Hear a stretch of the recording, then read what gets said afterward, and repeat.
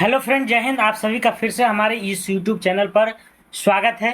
तो अगले महीना जो बिहार पुलिस का एग्ज़ाम होने वाला है, तो उसको लेकर के मैं रुक्मणी का प्रैक्टिस सेट करा रहा हूँ। और ये प्रैक्टिस सेट काफ़ी एग्ज़ाम के लिए लाभदायक है, क्योंकि इसमें क्वेश्चन के साथ क्वेश्चन का डिस्कशन भी होता है। और इसका पीडीएफ भी हमारा टेलीग्राम चैनल है जीके जीएस डिस्कशन, उस पर चला जाता है। आप वहाँ से डाउनलोड भी कर सकते हैं। ठीक है, तो ये 3 वीडियो मैं 3 प्रैक्टिस सेट पढ़ा चुका हूँ। आज का हमारा चौथा प्रैक्टिस सेट है, क्योंकि कोई भी एग्ज़ाम को क्रैक करने के लिए प्रैक्टिस सेट रामबाण कार्य करता है। क्योंकि मैं भी एक बिहार पुलिस में हूँ और मुझे ये अच्छी तरीके से पता है। जब मैं अपनी तैयारी करता था तो सिर्फ दिन भर में 2 बार प्रैक्टिस सेट लगाते थे और उसे पढ़ाई करते थे। तो आप लोग भी प्रैक्टिस सेट लगाइए, ताकि आप सफलता की ओर अग्रसर हों। ठीक है, तो चलते हैं, स्टार्ट करते हैं देरी ना करते हुए। इसके पहले मैं थोड़ा सा इसको बड़ा कर लेता हूं। पहला क्वेश्चन कह रहा है, निम्नलिखित में से संविधान का वह कौन सा अनुच्छेद है जो और जम्मू और कश्मीर को विशेष दर्जा प्रदान करता था, जिसे संविधान की सूची से हटा दिया गया है। ठीक है, ये पूछा जा रहा है। तो ये तो बच्चा बच्चा के जबान पर है कि मोदी सरकार के रीजन में 370 जो धारा था, जो जम्मू कश्मीर के विशेष उपबंध था, है ना, उसको हटा करके, है ना, साधारण वे में कर दिया है। जैसे हमारा भारत का एक राज्य है, उसी तरह से जम्मू कश्मीर भी राज्य है ना। तो वो कौन सा अनुच्छेद था? तो 370 था। कौन सा? 370 था। अब इसके बारे में थोड़ा सा डीपली जानने की कोशिश करते हैं, क्योंकि क्वेश्चन का कोई लेखा जोखा नहीं है, कहीं से भी आ सकता है। तो कह रहा, भारत का एकमात्र जम्मू कश्मीर जो राज्य था जिसका अपना संविधान था, अर्थात 370 लागू था, जिसे अगस्त 2019 को राष्ट्रपति के अनुमोदन मिलने पर हटा दिया गया है ना। तो ये 370 को जो धारा है, ये कब हटाया गया है? तो 2019 को। कब हटाया गया था? 2019 में। अनुच्छेद 370 के अंतर्गत 6 विषयों का समावेश किया गया है, जो अनुच्छेद 370 अस्थायी था। इसमें टोटल कितने विषय था? 6 विषय था। ठीक है, और यही ऐसा जम्मू कश्मीर है जिसको भारत का स्वर्ग कहते हैं। भारत का स्वर्ग। और इसी स्वर्ग के लिए पाकिस्तान से 3 बार लड़ाई हुआ है। कई बार हुआ है? 3 बार लड़ाई हुआ है।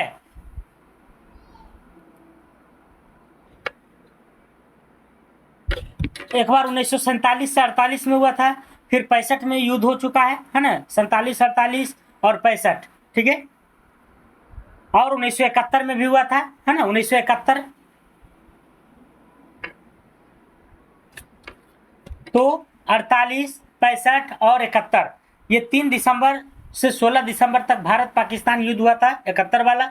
और 31 अक्टूबर 2019 से जम्मू कश्मीर और लद्दाख को 2 केंद्र शासित प्रदेश बना दिया गया। मतलब 370 को हटा करके इसको क्या बना दिया गया? केंद्र शासित प्रदेश बना दिया गया। अगला क्वेश्चन, तो काफी इंपॉर्टेंट क्वेश्चन है ये सभी।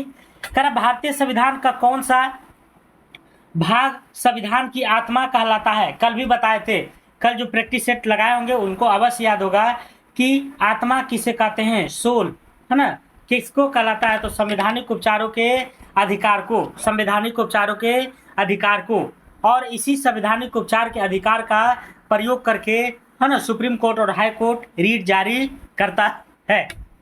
अधिकार को डॉक्टर भीमराव अंबेडकर ने भारतीय संविधान की हृदय एवं आत्मा कहा था। किसने कहा था? हृदय एवं आत्मा कहा था। किसने? तो भीमराव अंबेडकर ने।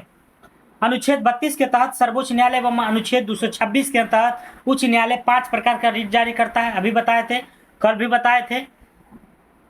डॉक्टर सुभाष कश्यप ने प्रस्तावना की संविधान का आत्मा कहा है, और डॉक्टर सुभाष कश्यप ने भी प्रस्तावना यानी उद्देशिका को संविधान का क्या कहा? आत्मा कहा है। मूल अधिकार का संविधान का मैग्ना कार्टा कहा जाता है, मूल अधिकार को, है ना। तो मूल अधिकार हमारा भाग 3 में है, अनुच्छेद 12 से 35 में है, जिसको क्या कहते हैं? तो भारत के मैग्ना कार्टा कहते हैं। किसको कहते हैं? तो मूल अधिकार को। राज्य के नीति निर्देशक तत्व को संविधान का सामाजिक आर्थिक आदर्श कहा जाता है ना। नीति निर्देशक तत्व जो है 4 का जो ए में है, उसको क्या कहते हैं? तो सामाजिक आर्थिक आदर्श कहा जाता है।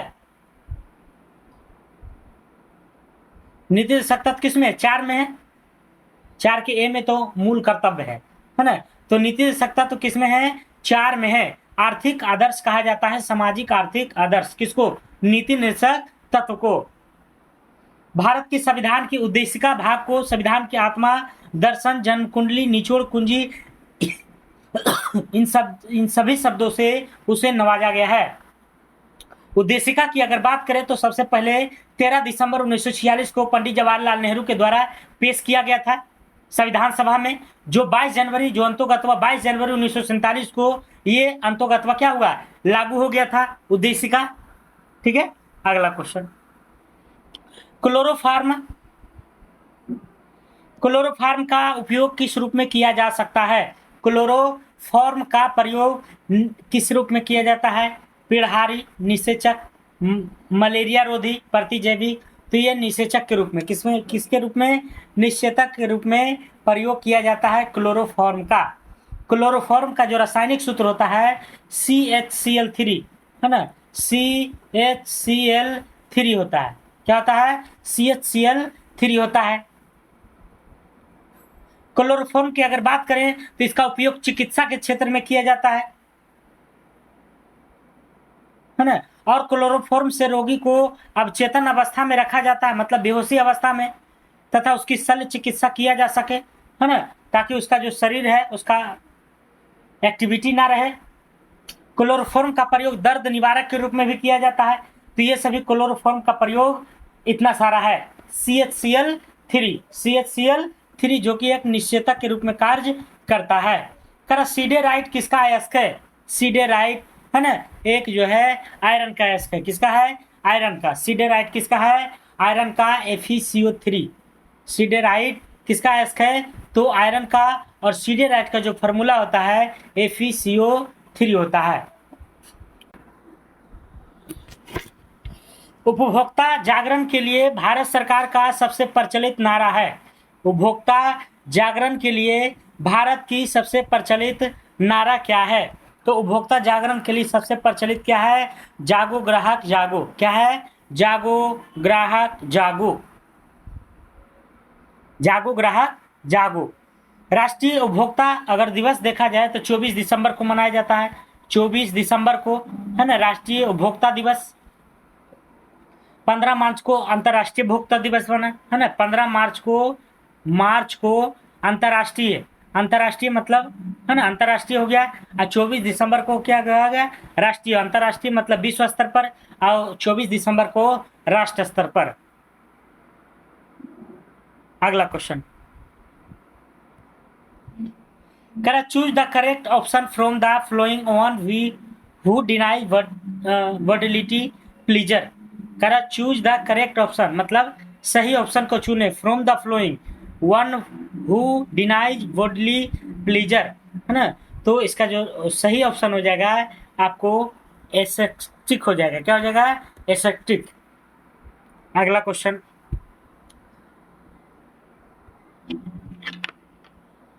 करा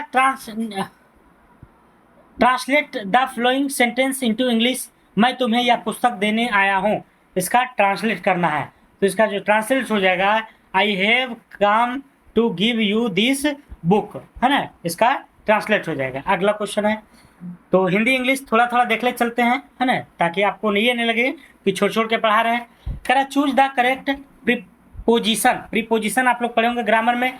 to complete the phrase he was knocked by a bus है ना, खाली स्थान बाय ए बस, मतलब ही वाज नॉक्ड के बाद क्या उसमें फील होगा? तो ये हो जाएगा डाउन बाय बस है ना, ही वाज नॉक्ड डाउन बाय बस। अगला question, choose the best suffix और प्रीफिक्स आप लोग पढ़े होंगे। द रिवर इज फेनथॉर्म, तो इसका जो आंसर हो जाएगा आपको लेस हो जाएगा। क्या हो जाएगा? लेस। अगला question, choose the wrongly spelled word है ना, तो इसका हो जाएगा लिटियंट है ना, लिटियंट। अगला है एक आयता कर रहा है, शब्द कोपा कुल का क्या अर्थ है? कोपा कुल का क्या अर्थ है? तो कोपा कुल का क्या अर्थ होगा? क्रोध से बेचैन है ना, क्रोध से बेचैन हो जाएगा। मीराबाई का जन्म कहाँ हुआ था? तो मीराबाई का जन्म कहाँ हुआ था? यह हुआ था कुड़की ग्राम में। कहाँ? कुड़की ग्राम में हुआ था, जो कि कहाँ पड़ता है? राजस्थान में। मीराबाई का जन्म कुड़की के राजस्थान में हुआ था। अगला क्वेश्चन, अशोक वाजपेयी का जन्म कहाँ हुआ था? अशोक वाजपेयी का जन्म कहाँ हुआ था? तो ये छत्तीसगढ़ में, अशोक वाजपेयी का। अगला क्वेश्चन, अभिमन्यु किनकी रचना है? तो ये है आपको अशोक वाजपेयी का अभिमन्यु। अगला क्वेश्चन, शोक किस रस का अस्थाई भाव है? ये हिंदी सब का क्वेश्चन है। शोक किस रस का अस्थाई भाव है? तो ये है आपको करुण का, करुण का। प्रकाश तरंगे होती है, कल ही बताए थे कि प्रकाश तरंगे कैसी तरंगे है? तो अनु कैसी तरंगे है प्रकाश तरंगे, बताइए। तो ये जो है चुंबकीय तरंग है। क्या है? विद्युत चुंबकीय तरंग है, विद्युत चुंबकीय तरंग है प्रकाश तरंगे। और अनुदैर्घ्य अनुप्रस्थ में पूछता तो अनुदैर्घ्य हो जाता, लेकिन यहाँ पूछा प्रकाश तरंगे होती है तो विद्युत चुंबकीय, है ना, होती है।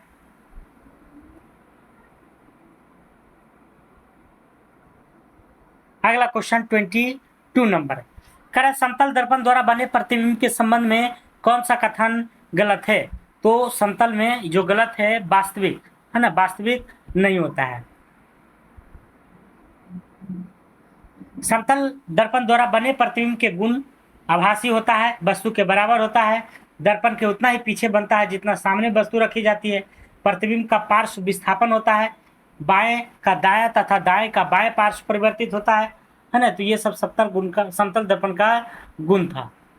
अगला क्वेश्चन, एक तरंग की आवृत्ति एवं आवर्तकाल का गुणनफल होता है, कितना होता है? तो ये आपको 1 होता है। अगला क्वेश्चन,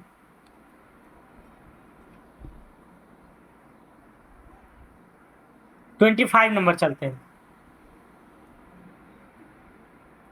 कह घर्षण गुणांक म्यू का मान सदैव होता है। घर्षण गुणांक म्यू का मान जो होता है वह कितना होता है ये बताना है, ठीक है। तो घर्षण गुणांक जो म्यू का मान होता है ये आपको म्यू इज लेस देन 1 होता है, म्यू इज लेस देन 1।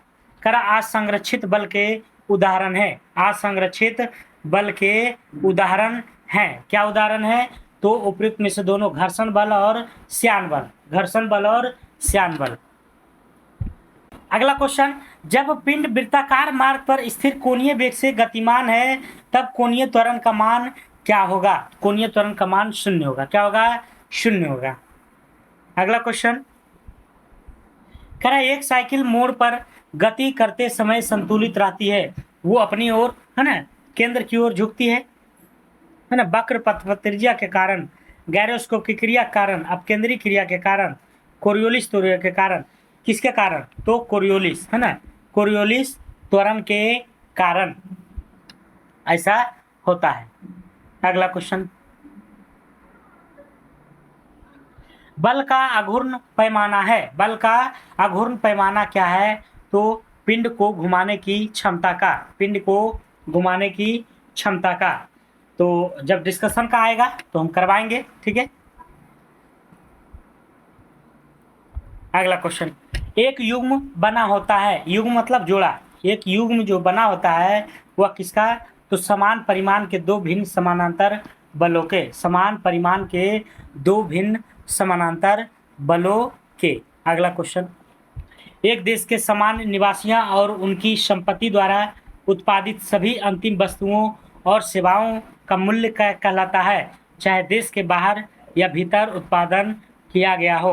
तो ये जो है सकल राष्ट्रीय उत्पाद कहलाता है। क्या कहलाता है? सकल राष्ट्रीय उत्पाद, GDP। अगला क्वेश्चन, कर भारत में राष्ट्रीय और प्रति व्यक्ति आय पर, भारत में राष्ट्रीय और प्रति व्यक्ति आय पर रिपोर्ट देने के लिए कौन जिम्मेदार है? भारत में राष्ट्रीय और प्रति व्यक्ति आय पर रिपोर्ट देने के लिए कौन जिम्मेदार है? तो इसका कौन जिम्मेदार हो जाएगा? आपको सांख्यिकी और कार्यक्रम कार्यान्वयन मंत्रालय, सांख्यिकी और कार्यक्रम कार्यान्वयन मंत्रालय हो जाएगा, ठीक है। भारत में राष्ट्रीय आय व प्रति व्यक्ति आय पर रिपोर्ट देने के लिए सक्षम है सांख्यिकी और कार्यक्रम कार्यान्वयन मंत्रालय। ठीक है। इस मंत्रालय के अधीन एनएसओ कार्य करता है, इसी मंत्रालय के अधीन एनएसओ कार्य करता है, या तो फिर ऑप्शन में ये भी रह सकता है ना, ये भी रह सकता है, ठीक है। और एनएसओ जो है जीडीपी और जीएनपी का भी, है ना, जीडीपी और जीएनपी का भी रिपोर्ट जारी करता है। केंद्रीय सांख्यिकी संगठन, इसका फुल फॉर्म होता है ना। इसकी स्थापना अगर देखा जाए केंद्रीय सांख्यिकी संगठन का, तो 1951 में हुआ था। कब हुआ था? 1951 में। सर्वप्रथम राष्ट्रीय आय की गणना 1868 ईस्वी में हुआ था, राष्ट्रीय आय की गणना दादा भाई नौरोजी के द्वारा। और स्वतंत्र भारत की अगर बात किया जाए तो 1949 में, है ना, पीसी महाल नोबिस के द्वारा राष्ट्रीय आय समिति का गठन किया गया था, ठीक है। और नीति आयोग के नाम आप सुने होंगे, पहले योजना आयोग था, लेकिन इसको जो है बदलकर 1 जनवरी 2015 को योजना आयोग के कर दिया गया, ठीक है। अगला क्वेश्चन,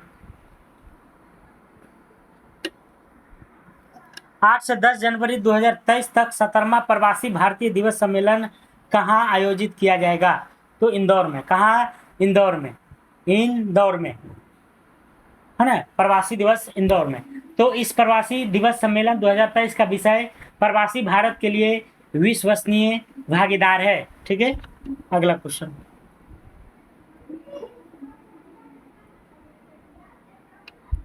34 नंबर, निम्नलिखित में से कौन सा अप्रत्यक्ष कर है, मतलब इनडायरेक्ट टैक्स है? तो अप्रत्यक्ष कर आपको सीमा शुल्क है। कौन है? सीमा शुल्क। संपत्ति कर वह कर है जो संपत्ति के हस्तांतरण पर लगता है। प्रत्यक्ष कर है आयकर, निगम कर, संपत्ति कर, उपहार कर, व्यय कर, ब्याज कर आदि है ना। तो डायरेक्ट टैक्स में अगर पूछे तो आयकर हो जाता है, निगम कर हो जाता है, संपत्ति कर हो जाता है, उपहार कर हो जाता है, व्यय कर हो जाता है। और अप्रत्यक्ष कर में होता है सीमा शुल्क, केंद्रीय उत्पाद शुल्क, सेवा आदि जो है ये सब अप्रत्यक्ष है। और भारत में जो हमारी कर नीति है वह प्रगतिशील है, जैसे हमारा विकासशील देश है उसी तरह से कर नीति क्या है? विकासशील, प्रगतिशील है। प्रगतिशील कर नीति में आय को बढ़ने से कर का दर भी बढ़ता है, ठीक है। अगला, कर बैंकों को अपनी तरल परिसंपत्तियां और कुल जमा के बीच एक निश्चित अनुपात बनाए रखने की आवश्यकता है। यह अनुपात क्या कहलाता है? तो ये सांविधानिक तरल निधि अनुपात SLR कहलाता है, SLR। अगला क्वेश्चन,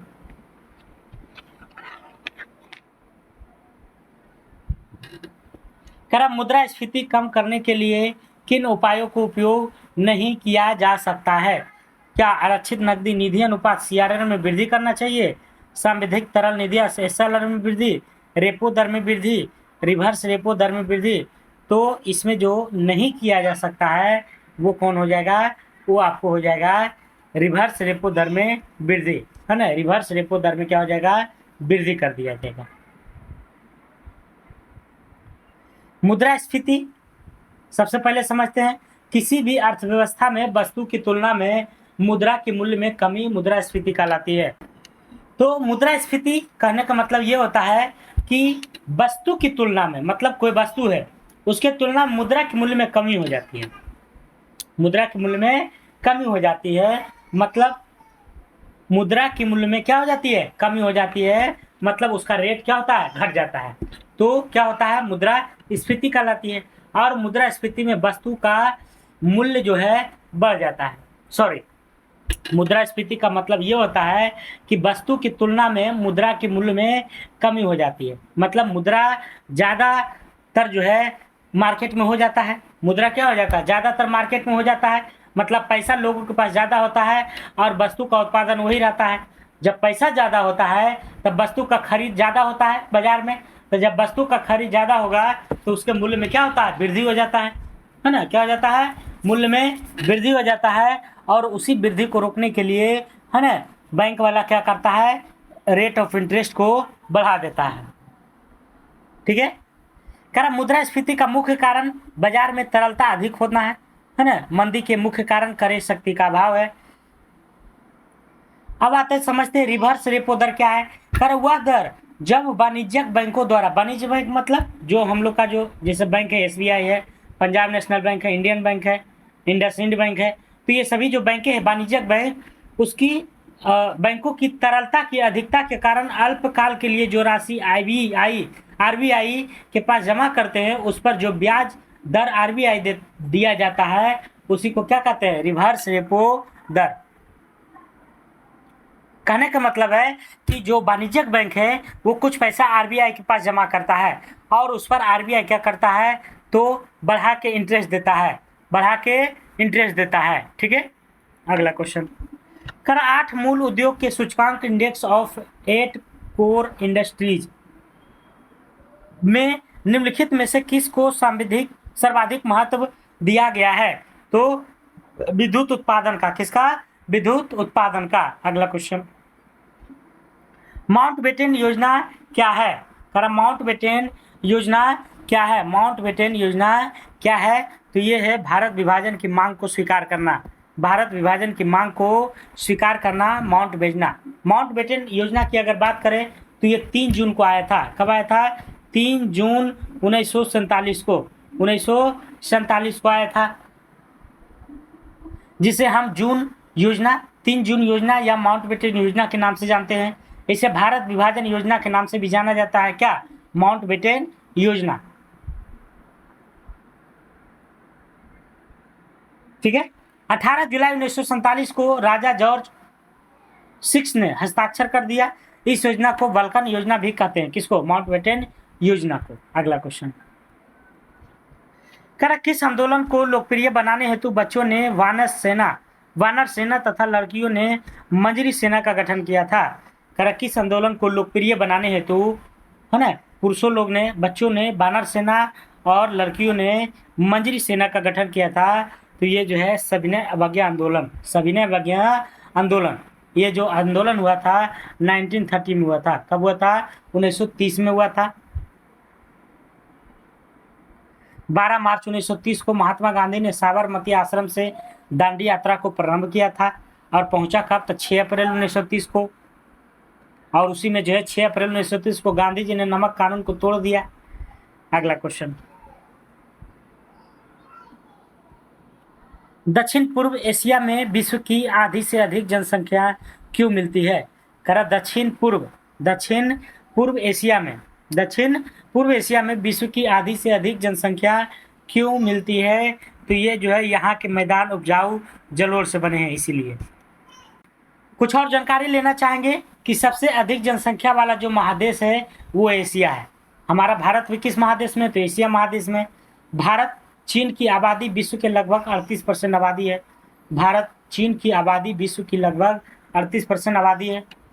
विश्व की आबादी 2022 में 8 अरब से अधिक हो गई है। ठीक है। अगला क्वेश्चन।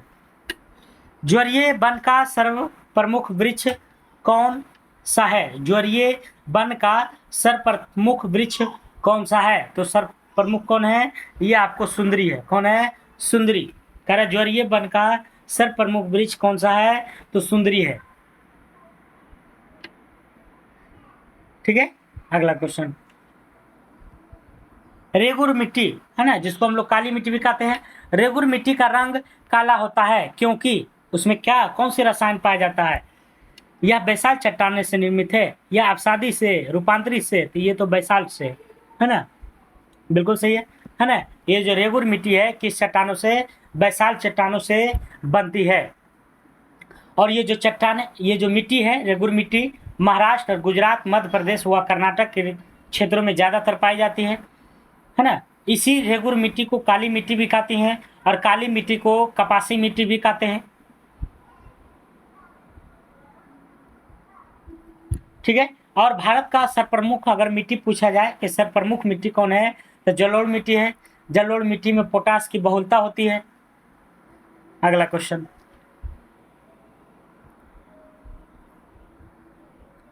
हॉकी की गेंद का रंग कैसा होता है। हॉकी की गेंद का रंग कैसा होता है, तो कैसा होता है, हॉकी की गेंद के रंग तो सफ़ेद होता है। कैसा होता है, सफ़ेद। हॉकी की गेंद का रंग कैसा होता है, सफ़ेद होता है। हॉकी का गेंद के अगर वजन पूछे तो 155 से 163 ग्राम होता है। हॉकी भारत व पाकिस्तान का राष्ट्रीय खेल है, मतलब दोनों देश का राष्ट्रीय खेल हॉकी है। भारतीय हॉकी संघ की स्थापना 1925 में हुआ था। हॉकी संघ की स्थापना कब हुआ था? 1925 में हुआ था। भारतीय है ना हॉकी का जो मुख्यालय है वो नई दिल्ली में है। हॉकी को जो ओलंपिक में 1908 में शामिल किया गया था, कब किया गया था? 1908 में, 1908 में। और 1928 में जीत भी हासिल हुआ था। कह रहा बाउल, बाउल मतलब क्या होता है? कटोरा। तो बाउल का था किस राज्य का लोक नृत्य है?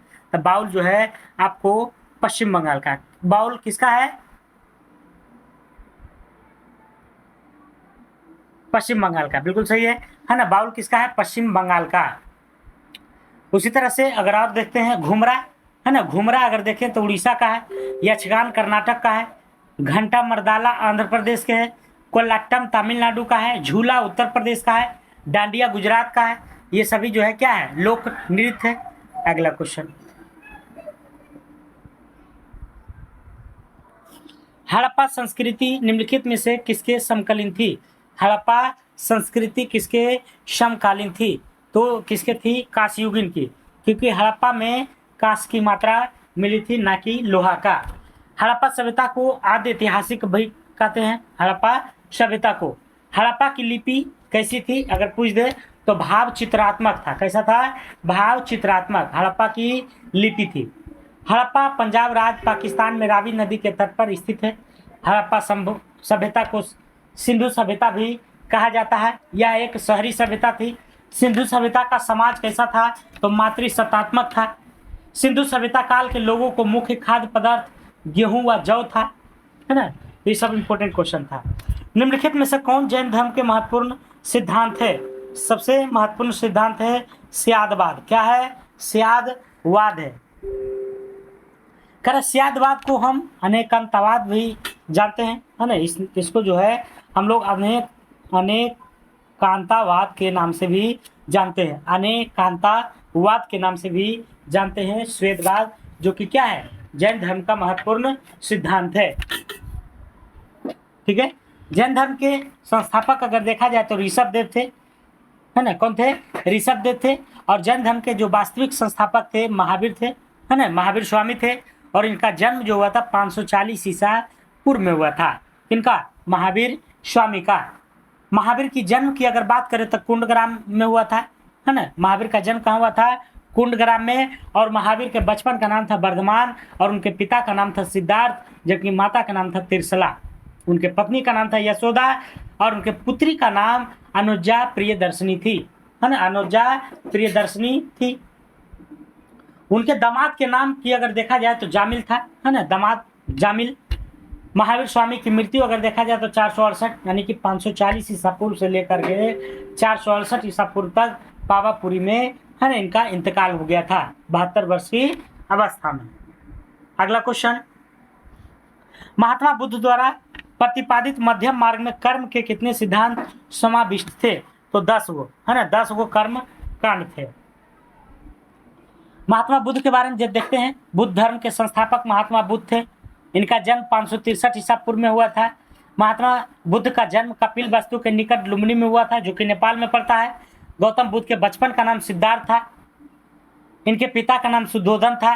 इनके माता का नाम महामाया था। पत्नी का नाम यशोधरा था। पुत्र का नाम राहुल था। घोड़ा का नाम कथक था। सारथी का नाम चन्ना था।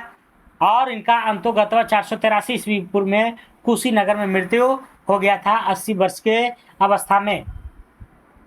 उनके घर के त्याग का प्रतीक घोड़ा माना जाता है। उनके ज्ञान के प्रतीक बोध वृक्ष पीपल वृक्ष माना जाता है ना। तो ये सभी क्वेश्चन जो है भारी इंपॉर्टेंट है। अगला क्वेश्चन 50 नंबर, दिल्ली सल्तनत पर कुल कितने वंशों ने शासन किया है? दिल्ली सल्तनत पर तो टोटल कितना था? 5 गो था, है ना। गुल खिले तो सैयद लोदी, गुलाम वंश, खिलजी वंश, तुगलक वंश, सैयद वंश, लोदी वंश। उसका कार्यकाल भी हम बता देते हैं। 1206 से 1290 गुलाम वंश, 1290 से 1320 खिलजी वंश, 1320 से 1414 तुगलक वंश, 1414 से 1451 सैयद राजवंश, 1451 से 1526 लोदी वंश, है ना। तो ये सभी जो है सल्तनत काल में राज किया था। अगला क्वेश्चन है 52 नंबर, 30 डिग्री और 40 डिग्री के बीच स्थित अस्थाई दाब की पट्टी को क्या नाम दिया गया है? तो अश्व अक्षांश। क्या नाम दिया गया है? अश्व अक्षांश। अश्व अक्षांश दिया गया है। अगला क्वेश्चन, जनवरी 2023 में ताड़ के पत्तों की पांडुलिपियां का दुनिया का पहला संग्रहालय कौन से राज्य में बनाया गया है? तो कौन सा राज्य में बनाया गया है ये बताना है। तो ये जो है केरल में। कहाँ बनाया गया है? केरल में। अगला क्वेश्चन, निम्नलिखित में से वायुमंडल की किस पेटी की घोड़े के अक्षांश के नाम से जाना जाता है? तो घोड़े के अक्षांश के नाम से उपोष्ण उच्च वायुदाब की पेटी, उपोष्ण उच्च वायुदाब की पेटी के नाम से जाना जाता है। अगला क्वेश्चन,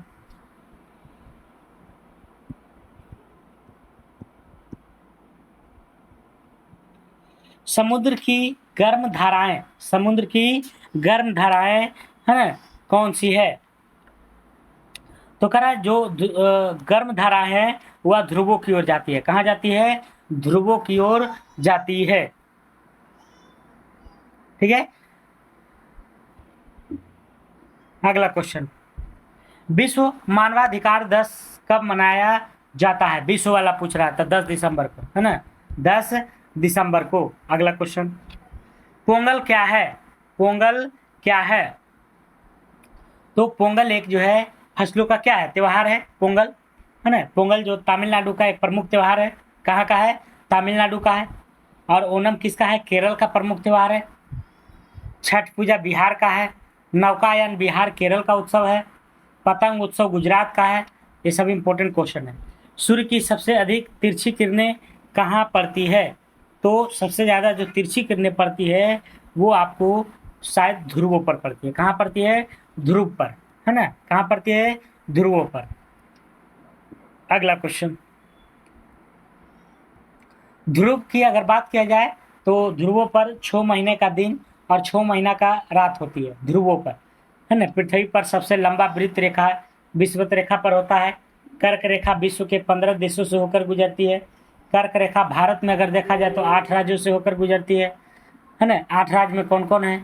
इसका ट्रिक है मित्र पर गमछा झाड़, है ना। गुजरात, मध्य प्रदेश, छत्तीसगढ़, झारखंड, पश्चिम बंगाल, राजस्थान, मिजोरम, त्रिपुरा, ये 8 राज्य से जो है कर्क रेखा गुजरती है। और देश में देखा जाए तो 15 देशों से।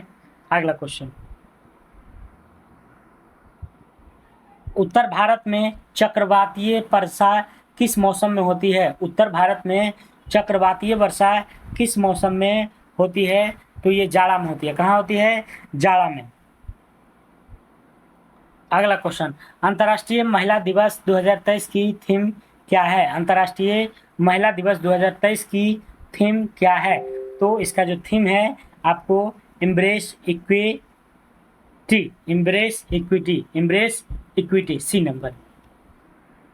अगला क्वेश्चन, संप्रभुता का मूल शब्द क्या है? तो संप्रभुता का जो मूल शब्द है आपको सुपर एनएस, क्या है? सुपर एनएस, सुपर एनएस शब्द का अर्थ जो है सर्वोच्च सत्ता होता है। संप्रभुता का जनक जिन बोधा को माना जाता है ना। संप्रभुता का जो जनक माना जाता है जिन बोधा को, और बोधा के अनुसार संप्रभुता नागरिक और प्रजातियों पर वह सर्वोच्च शक्ति है जो विधि द्वारा नियंत्रित नहीं है। भारत एक संप्रभुता राष्ट्र है जिसका आशय है कि भारत ना तो किसी अन्य देश पर निर्भर है और ना ही किसी अन्य देश के डोमिनियन है। भारत सरकार के ऊपर और कोई शक्ति नहीं है और यह अपने आंतरिक और बाह्य मामलों का निस्तारण करने के लिए स्वतंत्र है। अगला क्वेश्चन, एक सामान्य शुष्क सेल में विद्युत अपघटय होता है। सामान्य शुष्क सेल में विद्युत अपघटय होता है। किसमें होता है? तो 2CSO4 into H2O, 2CSO4 into H2O। अगला क्वेश्चन, वायु एक क्या है? तो वायु एक क्या है? वायु एक मिश्रण है ना, क्योंकि वायु में बहुत सारे गैसें हैं।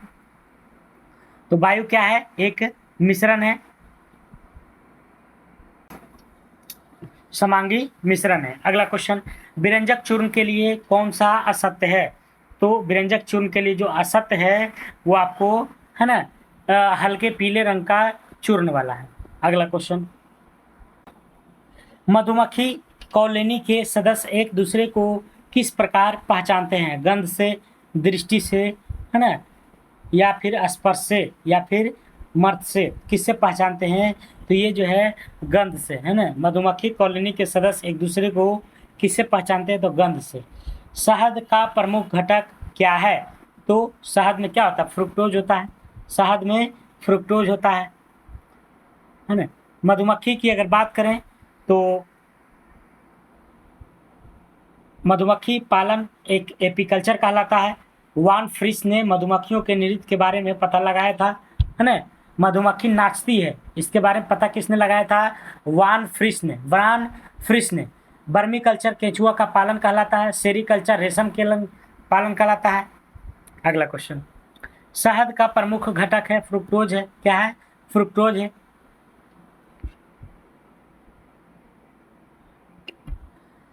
अगला क्वेश्चन, वृक्षों से पुराने पत्ते गिरना क्या दर्शाता है? तो ये दर्शाता है कि क्लोरोफिल में मैग्नीशियम की कमी हो गई है। क्लोरोफिल में मैग्नीशियम की कमी हो गई है। क्लोरोफिल के कारण ही हमारा जो पत्ता है हरा होता है। और क्लोरोफिल का अगर सूत्र पूछे तो C55H72O5N4Mg होता है। क्लोरोफिल में मैग्नीशियम आयन के कारण या फोटोन ऊर्जा ग्रहण करती है। अगला क्वेश्चन,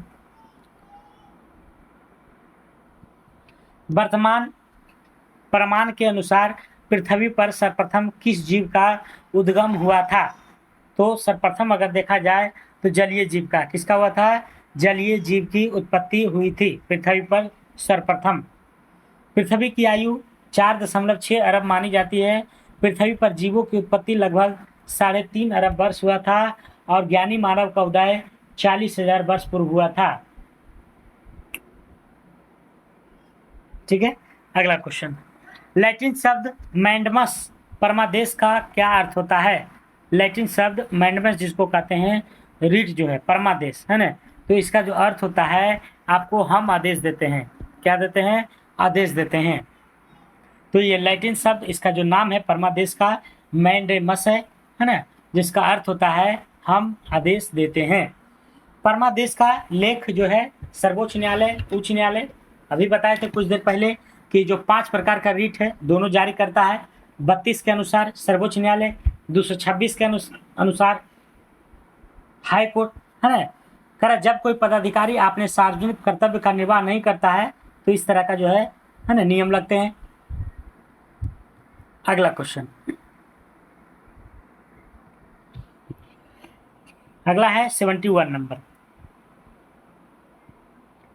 जीवन चक्र की दृष्टि से पौधे का सबसे महत्वपूर्ण अंग क्या है? तो पुष्प है ना। जीवन चक्र की दृष्टि से अगर देखा जाए तो सबसे महत्वपूर्ण जो है पुष्प है। कौन है? पुष्प। ठीक है। अगला क्वेश्चन, डॉल्फिन वर्गीकृत किए जाते हैं उभयचर में, मत्स्य में, स्तनी में, सरीसृप में। तो जो हमारा डॉल्फिन है ये जो है आपको है ना स्तनी में, है ना। किसमें? स्तनी के वर्ग में जाने जाते हैं। अगला क्वेश्चन, प्रकाश संश्लेषण प्रक्रिया के लिए अनिवार्य कच्ची सामग्री है। प्रकाश संश्लेषण की प्रक्रिया के लिए कच्ची सामग्री मतलब क्या आवश्यक है? तो इसमें है ना कार्बन डाइऑक्साइड तो रहता ही है, क्लोरोफिल भी रहता है, जल एवं सूर्य का प्रकाश भी रहता है, अर्थात उपयुक्त में से सभी रहेगा। क्लोरोफिल के केंद्र में मैग्नीशियम का एक परमाणु होता है। क्लोरोफिल प्रकाश में बैंगनी, नीला एवं लाल को ग्रहण करता है। क्लोरोफिल है ना प्रकाश संश्लेषण की क्रिया लाल रंग में अधिक और बैंगनी रंग में सबसे कम होता है। प्रकाश संश्लेषण की क्रिया उपचयन और अपचयन दोनों क्रिया से होता है। प्रकाश संश्लेषण के उपरांत ग्लूकोज का निर्माण होता है ना। जब प्रकाश संश्लेषण होता है तो क्या उत्पन्न होता है? ग्लूकोज। ये सब याद रखिएगा। अगला क्वेश्चन, निम्नलिखित में से कौन सा वसा पाचन एंजाइम है? वसा ऐसा है जो पाचक है, तो लाइपेज है। कौन है? लाइपेज। लाइपेज। ठीक है। अगर और देखा जाए एमाइलेज जैसे है तो कार्बोहाइड्रेट पाचन है। पेप्सिन प्रोटीन पाचन है। इरेप्सिन ये भी जो है प्रोटीन पाचन है। अगला क्वेश्चन, निम्न में से कौन राज्य का अनिवार्य अंग नहीं है? कह रहा राज्य का अनिवार्य अंग नहीं है। राज्य का अनिवार्य अंग नहीं है तो इनमें से कौन नहीं है? प्रजातंत्र, बाकी संप्रभुता, भूमि और जनसंख्या, लेकिन प्रजातंत्र इसकी राज्य के अनिवार्य अंग नहीं है। राज्य के अगर अनिवार्य अंग के रूप में देखा जाए तो मुख्य रूप से 4 होते हैं: जनसंख्या, निश्चित भूभाग, प्रभुसत्ता और उसके सरकार, है ना। ये राज्य की स्थापना के लिए बहुत इम्पोर्टेंट है। प्रजातंत्र पहले चलता था, जैसे राजा रहता था तो उसमें प्रजा रहता था, ठीक है। प्रजातंत्र का मतलब ये होता है कि वैसी शासन व्यवस्था जिसमें कोई राजा ना हो, प्रजातंत्र, है ना, मतलब प्रजा ही चला रहा है। अगला क्वेश्चन, प्रसिद्ध पुस्तक स्पिरिट ऑफ लॉज निम्न में से किस सिद्धांत का प्रतिपादन किया गया है? तो ये जो है शक्ति पृथक्करण का सिद्धांत, शक्ति पृथक्करण का सिद्धांत। अगला क्वेश्चन, भारत का प्रधानमंत्री, तो भारत के प्रधानमंत्री क्या चयनित होते हैं, नियुक्त होते हैं, मनोनीत होते हैं, निर्वाचित होते हैं? तो प्रधानमंत्री क्या होते हैं? नियुक्त होते हैं। इनको नियुक्ति कौन देता है? राष्ट्रपति महोदय देते हैं। भारतीय संविधान के अनुच्छेद 75 के अनुसार, है ना, प्रधानमंत्री की नियुक्ति होती है। सरकार की संसदीय व्यवस्था के अनुसार अगर देखा जाए तो राष्ट्रपति लोकसभा में बहुमत प्राप्त दल के नेता को, है, राष्ट्रपति लोकसभा में बहुमत प्राप्त नेता को प्रधानमंत्री नियुक्त करते हैं। लेकिन यदि लोकसभा में किसी भी दल का स्पष्ट बहुमत ना हो तो राष्ट्रपति प्रधानमंत्री की नियुक्ति में अपनी स्वविवेक का प्रयोग कर सकती है, ठीक है। अगर किसी का, है ना, सीट भरपूर नहीं है तो राष्ट्रपति अपने विवेक के अनुसार कार्य करती है कि इसको प्रधानमंत्री बनाना है। इस स्थिति में राष्ट्रपति प्रायः सबसे बड़े दल अथवा गठबंधन के नेता को प्रधानमंत्री नियुक्त करता है और उन्हें सदन में विश्वास मत हासिल करने के लिए कहता है। नियुक्त करने के बाद एक विश्वास वोट पड़ता है कि हाँ विश्वास है कि नहीं। जब विश्वास मत हासिल हो जाता है तो वो पूरी तरह से प्रधानमंत्री बन जाते हैं। राष्ट्रपति अगर राज्यसभा में बात करें तो 12 सदस्यों को मनोनीत करता है ना। वैसे व्यक्ति को मनोनीत करता है जो विज्ञान, कला, साहित्य, समाज सेवा के क्षेत्र में उत्कृष्ट हासिल किया हो। कितने व्यक्ति को? 12 सदस्यों को मनोनीत करता है। कितने सदस्यों को? 12 को। अगला क्वेश्चन, भारत में किस वर्ष लेखांकन की लेखा परीक्षण से पृथक किया गया है?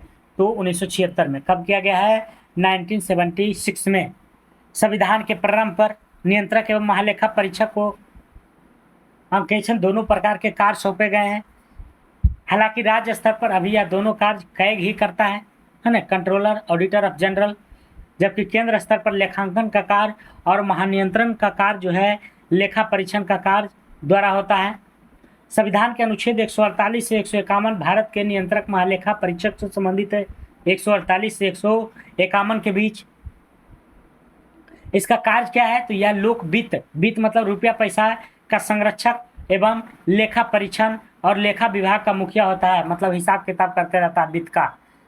इसकी नियुक्ति की बात करें तो राष्ट्रपति महोदय करते हैं। इसकी कार्यकाल 6 वर्ष या 65 वर्ष की आयु की होती है।